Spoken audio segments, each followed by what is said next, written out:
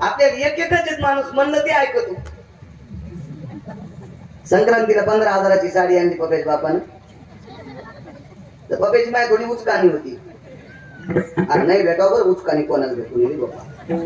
देवा वैऱ्याला भेटून उचकाणी सगळे अवघड असते. मी नाही सांगत कर्कशे संगती दुःख उदंड फजिती देऊतले मालक सांगतात. आणि 15,000ची साडी आणल्या पप्याच्या महिने किती खुश व्हावं. अशा दुष्काळात सोयाबीनचा उतार कमी आला. कशालाच उतार व्यवस्थित नाही ना. आणि हरभऱ्याला याचं तर त्याची चिटकल मागच्या गारानं पावसानं काही उरमलं काही जळालं काही आता. आणि मग ते घडमोड केली की सगळं पुराणच होत असतो. ते इतकं सोपं नाही ना. मग अशा काळात 15,000ची साडी आणल्या पपेज मायने किती खुश व्हावं. पण पपेज माय वसाबाईकडे गेली आणि वसाबाईला दाखवली. वसाबाई म्हणली बाई आमच्या पपेज बापाने मला 15,000ची साडी. वची अशीच होती. वची म्हणली माय कसं सुत कसं सतरंजीवानीच. पपेच्या माईचं तोंड जसं मांजरीने वर खांडले. आणि पुन्हा म्हणले बद्री तुला इतका कसं रे. संसारातल्या गप्पा आणल्या कसकस पिकला याला बैठकीत घेऊन गेल्या.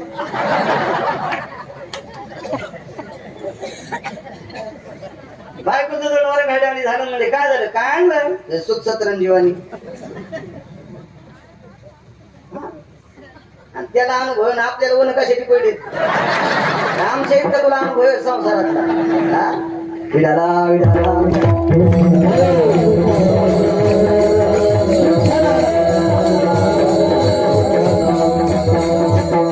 पुन्हा पप्याचा बाप दुकानावर 20,000ची साडी आणली. नेसाब नाही पप्याच्या महिने.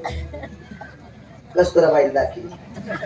कस्तुराबाई म्हणजे ना सुत बरं आहे ग पण खरं कसा वाजा वाजावणीच वर खंड तू. पुन्हा आला दुकानात 25,000ची साडी. मंजुळाबाईकडे गेली. मंजुळाबाईला एकच गुलूप होत. तुम्हाला गुलूप नाही कळालं.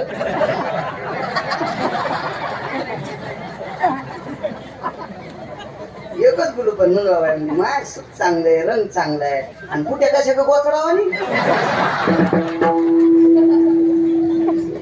एकच बायको तरी बरं एकच एकच एकच.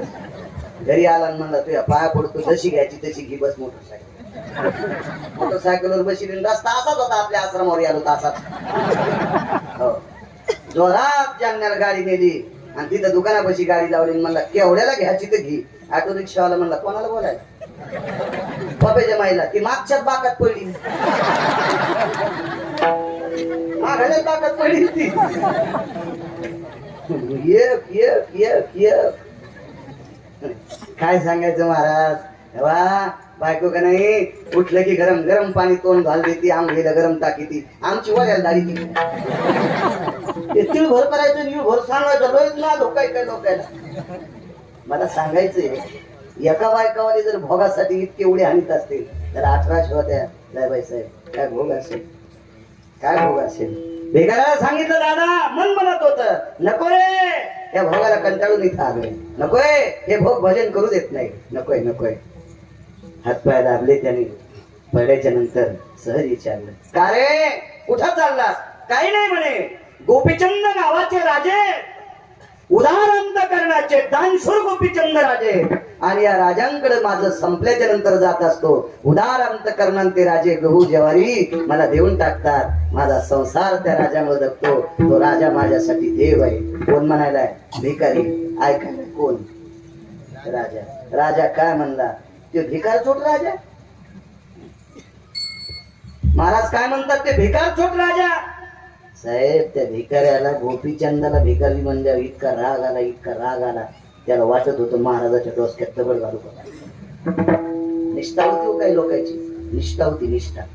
जो निष्ठेने जीवन जगतो का त्याची दखल पंढरपुरातला मालक घेतो. कुठल्याही गोष्टीवर निष्ठा पाहिजे. कुठल्याही गोष्टीवर निष्ठा असावी.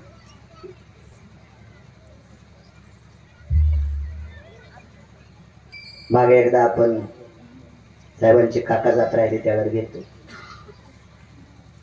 त्यांच्या मनानं ते हॉस्पिटलकडे निघाले. आपल्याला आवडलं. त्यांना मी म्हणलं तुमचे काका गेले. तुम्ही जर आता 13 दिवस हॉस्पिटल बंद केलं तर तुम्हाला पुण्य नाही लागणार.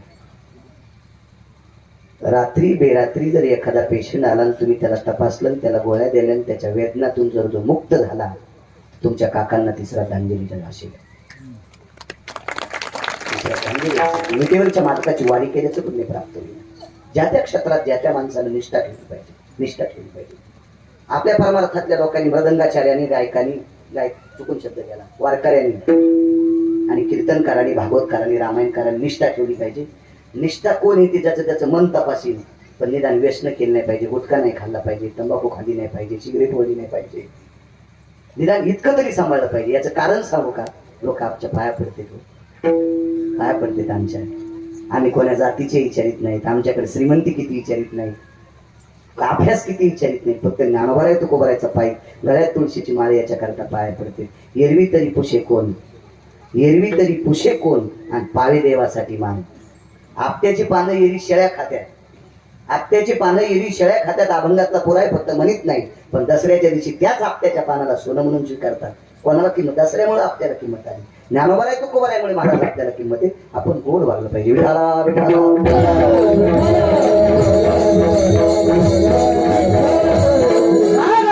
आणि पाया दाबणारा भिकारी महाराजाच्या विरोधात केला. भिकाऱ्याने स्वतःची वळकट उचलली, दुसऱ्या झाडाखाली टाकली. महाराज महाराजच होते, त्याने त्याची वळकट उचलली त्याच्याजवळ. एक दोन बऱ्या झाल्या. भिकारी म्हणला, महाराज मी मारीन बरं तुम्हाला, मी तुम्हाला मारीन. आतापर्यंत महाराज समजित होतो, भाकर दिली, हातपाय दाबले, पण तुम्ही, मी ज्या राजाला म्हणतो त्या राजाला तुम्ही नाव ठेवता, मला तुम्ही आवडत नाही. तुम्ही महाराज असो चुलीत गेली, काय गरज नाही मला तुमची, काही गरज नाही. महाराज त्या भिकाऱ्याचं गोपीचंदावरचं प्रेम पाहून गोपीचंदाची झालेले महाराज, त्यांचे डोळे रडत नव्हते, त्यांचं अंतःकरण रडत होतं. आणि महाराजांनी विचारलं, बाळा बाळा गिळा म्हणून नका म्हणजे, मी आता लोक वर खंडे घालले ना, आता लोणी लावायला का आम्हाला? अद्याप नाही म्हणले, बोलायचंच नाही. ऐक म्हणले, ज्या राजाला मी भिकारी म्हणलो आणि ज्याला तू राजा म्हणतोस तो भिकारी मी. शेकोटी पेटवली, शेकोटी पेटवली. शेकोटीच्या प्रकाशामध्ये गोपीचंद महाराजांचा चेहरा पाहिला.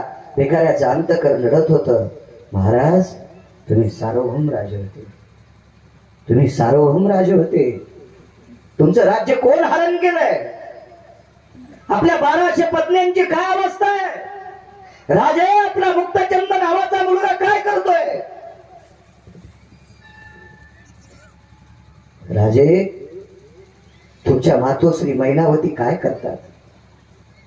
राजाने स्वतःच्या कमरेच्या लंगोटीच्या कोपऱ्याने त्याचे डोळे पुसले, सांगितलं, दादा माझ्या पत्न्या जशाला तशा होत्या आता आहेत. माझी आई आहे, मुलगा आहे, पण मी त्यांच्यात नाही. तुमची ही अवस्था कोणी केली? मीच केली. देवासाठी घेऊन जोग आणि अवघा भोग त्याची याला. मी देवासाठी जोग झालोय, गोसाई झालोय, देवासाठी देवासाठी अवघा भोग त्याची याला. का? ते भोग घेत असताना, ते सुख घेत असताना मला देवाचं नाव तोंडाला येत नव्हतं, म्हणून देवासाठी घेऊन जोग आणि अवघा भोग त्याची याला. म्हणून मालक पहिल्या कडव्यात म्हणतात,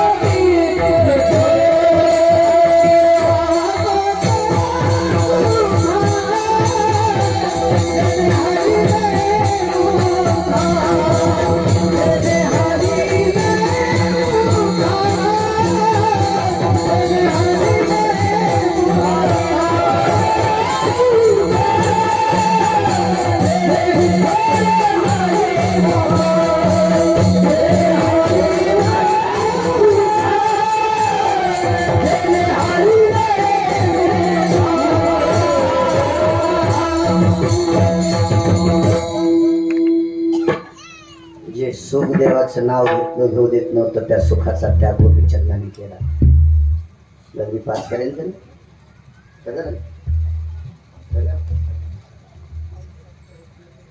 हा, मग मी त्याच्यामुळेच म्हणालो लवकर घ्या. तर कशाला पुढे पुढे वाढवा म्हणायला, मी तर आता एक चल करतो. या जगाचा तोंडा धान देऊ दे 5 पाऊन म्हणायला, विठाला विठाला मला वाढवायला 2-3 महिन्यात एक कीर्तन आहे काय मला. वा, आता मला आनंद वाटला. पुढचं सापडतंय ना आपलं. तसं मी करीत नाही. दोन्ही पेवावरी ठेवू जाता हात आणि वय अपघात, तसं 2-2 पेवावर हात ठेवत नाही. म्हटलं अंतर गोसरीच का आपलं घ्यायचं, आगावपणा कशाला करायचं. एकच मंडळी आहे ना, गोपीचंदा इतके असल्या म्हणून ताण घ्यायचं काम आपल्याला तेवढ्या नाही. आगी लागत आहे सुख.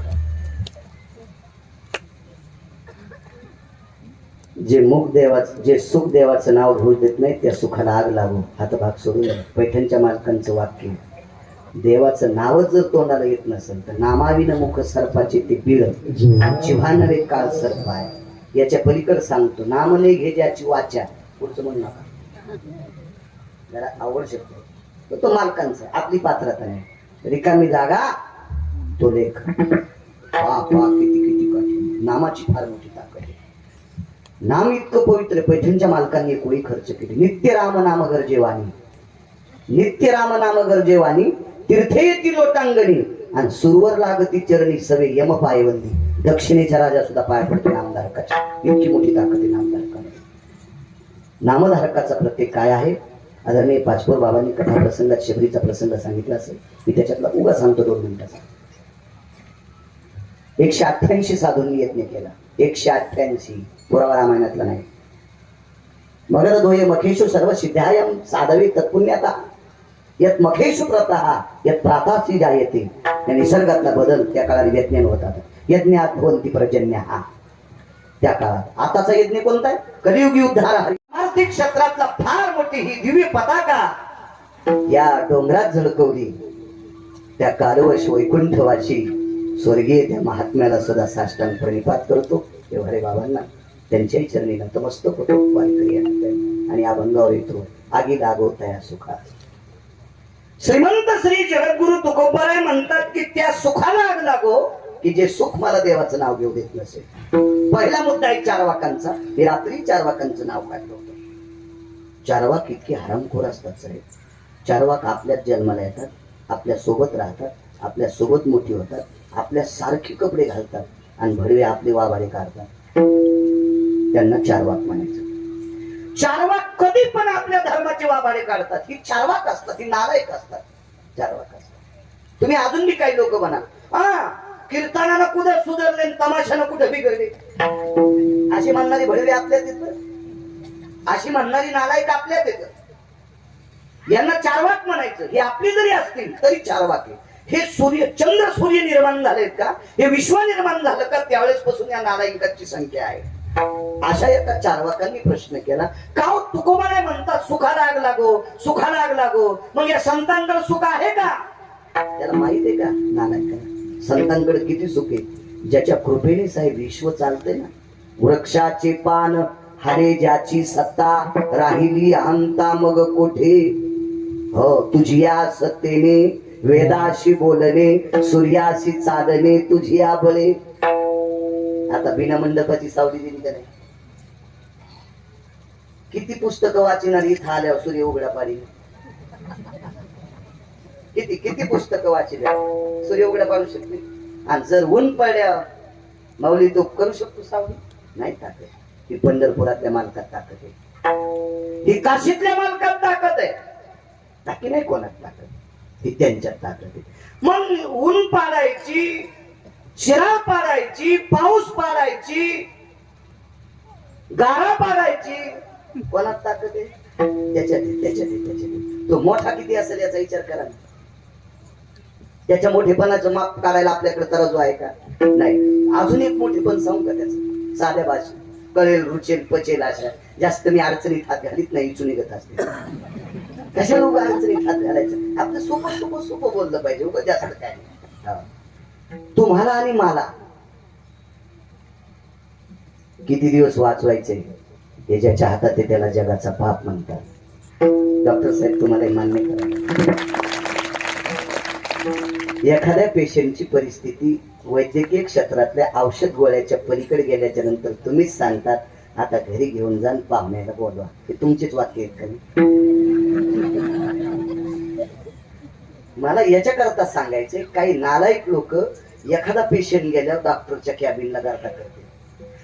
रात्री काल दुपारच्या कीर्तनात डॉक्टर ही व्यक्ती आजाराचा निदान लावून औषधोपचार करणारी व्यक्ती आहे. देव नाही, देव नाही, देव नाही. वैद्य वाचविती जीवा तरी कोण ध्याती देवा. आयुष्याची मर्यादा संपल्यावर डॉक्टरला जावं लागत नाही का? जावं लागते, जावं लागते. हे तितकंच खरंय. मग तुम्हाला आणि मला इथं किती दिवस ठेवायचं हे ज्याच्या हातात आहे त्याला जगाचा बापच म्हणावं लागेल ना, विश्वाचा मालक म्हणावं लागेल, विश्वाचा मालक. याच्याही पलीकडे सांगू का, तुम्हाला श्रीमंत किती करायचं, भिकारी किती करायचे हे पण त्याच्याच हातात आहे.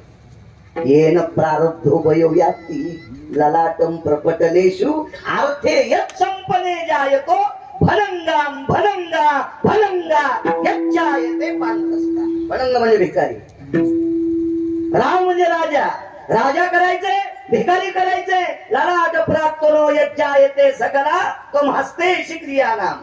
या सगळ्या गोष्टी त्याच्याकडे येतात. म्हणजे भिकारी करायचंही त्याच्याच हातात, श्रीमंत करायचं त्याच्या हातात, राजा करायचं त्याच्या हातात. वाचित कोण नाही हो. तुमच्या सोबत जितके विद्यार्थी होते तितके डॉक्टर झालेच का? तुम्ही जितके गायनाच्या परीक्षेत बसले तितके विशारद झालेच का? लय मशी सांभाळायलेत ना. माना लागेल का नाही?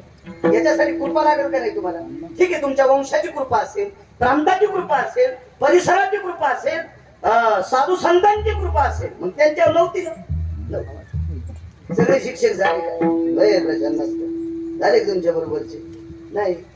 कितीतरी ट्रॅक्टरला गिरीस घालायले.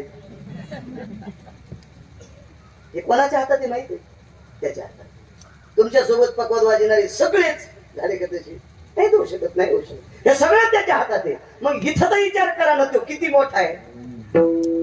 विश्वाच्या घडामोडी करायची ताकद त्याच्यात आहे, पण त्याला सुख नाही.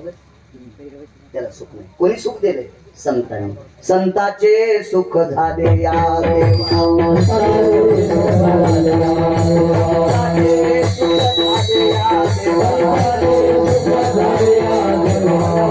सेवा करे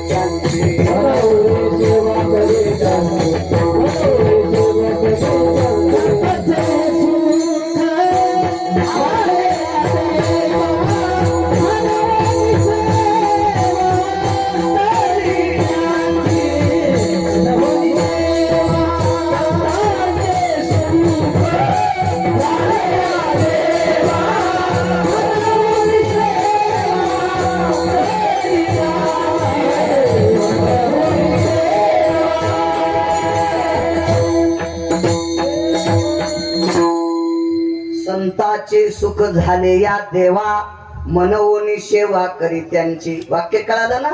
देवाला संतांकडनं सुख प्राप्त झाले आणि फुकट नकोय म्हणून सेवा करते. सोपं उदाहरण सांगतो, कळेल दुसरं. जणे आले म्हणून चोंबाळीत नाही. गुरुजी माहिती आहे ना माझा अपघात झाल्यापासून कुठं जातोय? साहेबांच्या हॉस्पिटलमध्ये. किती माझ्या शरीरावर चर्या केली, चर्या तुम्ही. पण तुम्ही जर म्हणले महाराज माझं गेट सांभाळा बरं घंटाच, तर किती धुनकुट येईल मला. वाटते खोटं बोलायला होत्या. किती मिरच्या लागते गिरगावच्या बाळाला. डॉक्टर साहेब मला गेटवर राय म्हणले. गेली असेल चर्चा, मला का दुसरे डॉक्टर नव्हते का? ही हिंमत द्यायची, ते मला गेट सांभाळ म्हणले. गिरगावच्या बाळाला पण धुनकुट येते. पण संतांचं सुख ज्या देवानं संतांकडून घेतलंय का, तो जगाचा मालक. दत्त चोपदारी कधी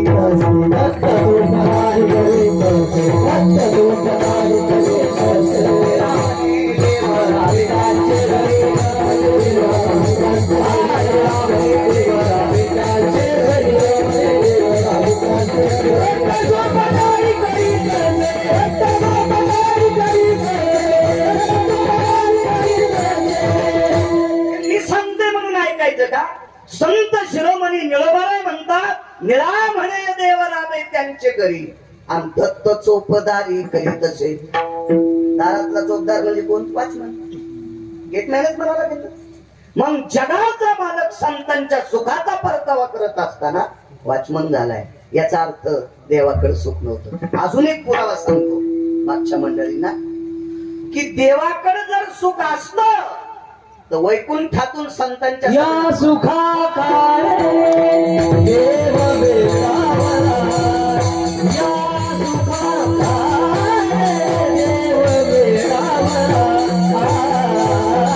वैकुंठ सोडून संसारी राहिला, वैकुंठ सोडून संसारी राहिला.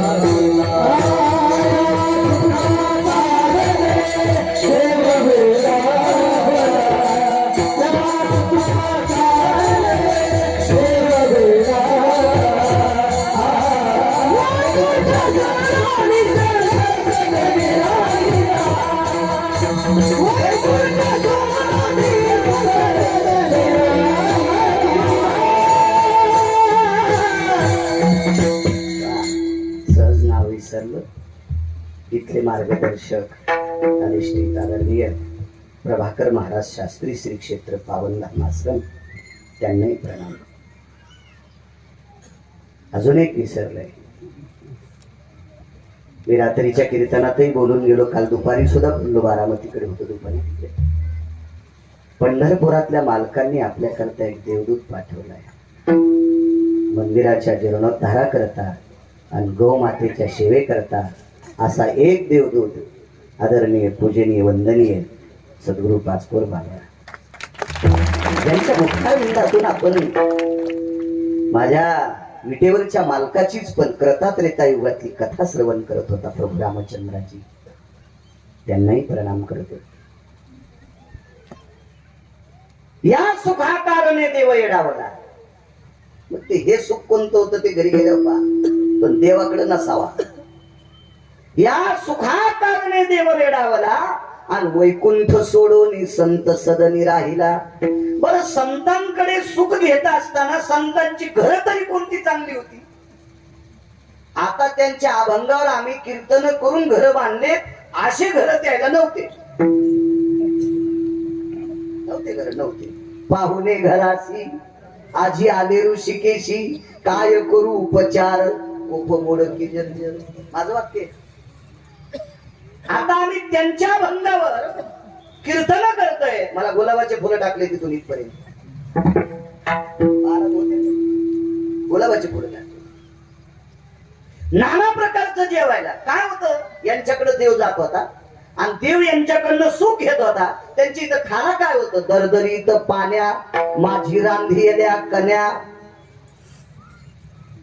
महाराष्ट्रात एखादं घर असेल तर त्याची इथं पानपुरा नसेल.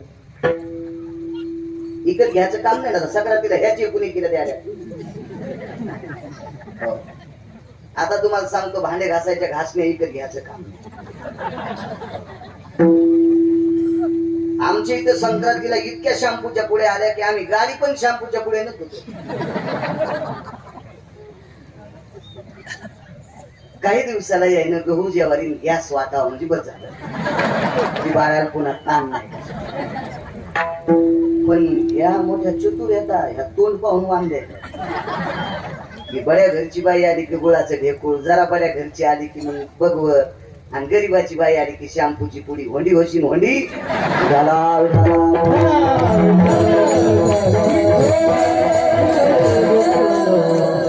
पंक्तीत आणि वानात, वान म्हणजे दान, पंक्तीत आणि दानात जो पक्षभेद करीत असतो, हो त्या बाईला पाल व्हावं लागतंय. येन दातृत्वाम भय स्थितो शंका भय व्याप्तेषु आगा केहाम यच्चायते भक्षन्ति कीटका नैवं गिरगावकर लिखितम. के म्हणजे घराच्या भिंतीवर सरपटणारे प्राणी. त्याचे पुढचे 2 श्लोक राहिले, असू द्या जाऊ द्या, ते तुम्ही घरी गेल्यावर पहा. आणि भक्षन्ति कीटका, पारच मग किडे खाणाऱ्याच्या कुळात जावं लागते. चुका करायचे नाही माझ्या माहिती. कशाला कीर्तन ऐकायचे?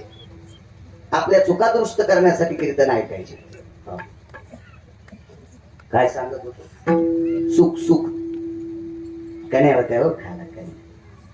पानपुड्याचा विषय सांगत होतो. तर तुकोबारायच्या घरी पंढरपुरातला मालक जेवल्याच्या नंतर तुकोबारायने नमस्कार करून देवाला सांगा, देवा मी दुर्बळ आहे रे, मी गरीब आहे रे, मी गरीब आहे, तुला सुपारी देऊ शकत नाही, विलायची देऊ शकत नाही, लवंग देऊ शकत नाही, मुख शुद्धी तुळशी दळ, तुका म्हणे मी दुर्बळ. मग इतकी नाजूक परिस्थिती तरी पण यांच्याकडे सुख होतं देवाला देण्यासाठी.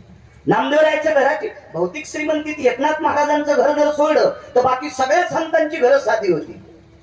केळीवरी नारळी घर चंद्रमोळी जाणत शियाळी नामयाची. काय एक घर? वारा पाणी मुसळधारा, वारा पाणी मुसळधारा, तेने मोडीले छपरा, तेने मोडीले छपरा. तरी पण जगाच्या मालकाला सुख देण्याची ताकद त्यांच्यात आहे. चारवाकांचं थोत्तर बंद झालं. इथपर्यंत आलतो ना. चारवाक विचारित होते की तुकोबाराय म्हणतात सुखाला आग लागो, मग यांच्याकडे सुख आहे का? भंगिऱ्या सुख इतकं आहे, सुख अजून संपलंच नाही म्हणून पंढरपुरातला मालक खाली आहे. आणि जर सुख संपलं असतं तर वरी गेला असता. अजून सुख आहे, ते इतकं सुख आहे, इतकं सुख आहे की अजून देवाला पण कळलं नाही संतांकडे सुख आहे. म्हणून डोक्यातलं काढून टाका, संतांकडे सुख असेल का नसेल. अप्रतिम सुख आहे. अपांपती निरजा येते, अभ्राम रपटले शिदया, धरा यज्जा येते क्रिया, सर्व शाखा भेटीच्या दहा. अपांपती म्हणजे समुद्र, पाणी मोजता येईल.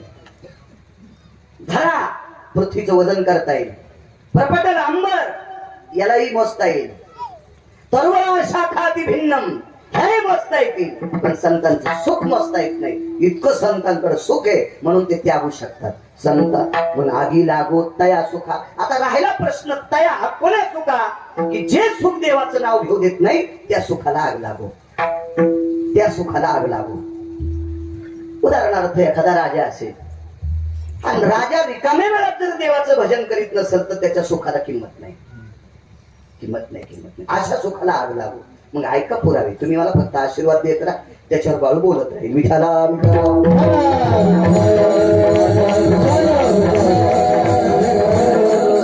एक माणूस मला काय सांगायचं महाराज, लग्नाच्या आधी बऱ्यापैकी सुख होत, पण काय झालं लग्न झाल्यापासून